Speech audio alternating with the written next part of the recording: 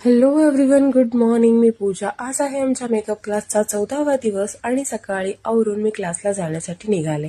क्लासमध्ये गेल्यानंतर राधा मॅमनी आमची प्रेझेंटी घेतली आणि आज होणार होते माधुरी मॅमचे लेक्चर, ज्यामध्ये मॅम आम्हाला कलर व्हील थेअरीबद्दल सांगत होत्या.